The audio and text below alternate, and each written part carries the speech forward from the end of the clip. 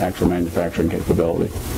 That could be one of the pacing items along with regulation. So Dan, you wanted to talk for a minute about what the program is for how you manufacture vendors.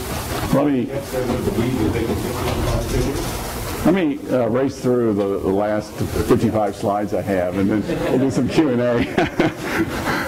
So applications, already talked about that. We don't need to. Technical challenges. There are some technical challenges. To say none of these designs are on the market today, which means they're unique engineering, they're unique components in some cases. Integral. There is no commercial power plant today that is an integral primary system reactor. So they're just new things that need to be worked. The longer term systems have a lot of issues. We'd like to move toward load following, very long core lifetimes, these kind of things. That's all going to take technology development. I happen to think I&C is a real pacing technology for these systems because of the unique design and also the way that we would like to use these small plants. But this actually, I think, is my last substantive slide.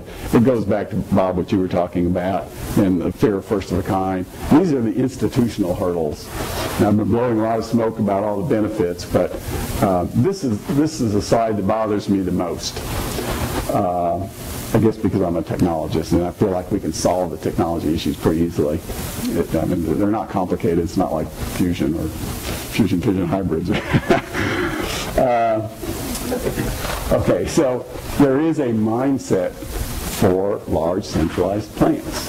They're just the perception that, okay, these things are risky, they need to be big and isolated, and that's not the model for these small plants. We're trying to move toward a more distributed power model. Are you talking about these small plants for the developed countries like the United States or France, or are you talking about Jordan and Yes. Yes. Both. Absolutely. Absolutely. Economy of scale. We've made a case that that's not an issue, but it's never been proven. So we need to prove it out. The regulator, the NRC, I've been in multiple meetings where they stand up and say, we are a large LWR licensing agency. Anything different from that will be slow and painful. So there are a lot of issues to address from a regulatory point of view. And then, as I say, there's really the two issues, the business model as well as the designs. And this is a very conservative industry. Things happen very slowly. And this is just as a hurdle. And that's the essence of the DOE program that I think will materialize over the next year or so, will be to like we did with the advanced light water reactors, let's cost share with industry and help remove some of that investor risk of first of a kind. If we can make it risk neutral to the investors, maybe someone will step out and take a chance. And so if we can have a pilot project or two and we can help see some of these designs through design certification, then it's still up to the market to decide what they're going to do. But at least they can do that in an informed way.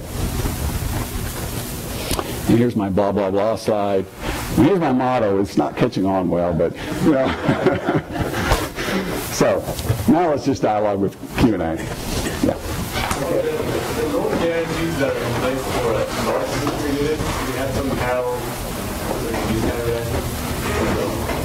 Not yet, but none of them are even into design certification, so we're a ways. Oh, I'm sorry. He was asking whether there's an equivalent of the loan guarantees for the small systems.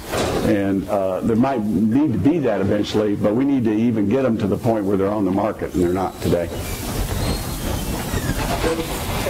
How much the recent interest with the U.S. NRC and DOE with SMRs on the vendor side versus the actual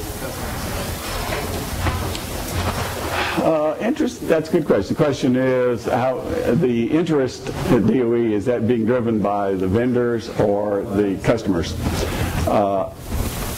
It's becoming both. Initially it was the vendors. It had the feel of a technology push.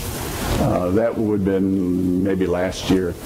But this year, as more and more of the utilities take a look at the price tag of the AP1000s that have been ordered, and they look at their the power demand growth in their region that they're responsible for, and they say, I don't need that much power, and I don't have that much money. So there is a lot more customer engagement now.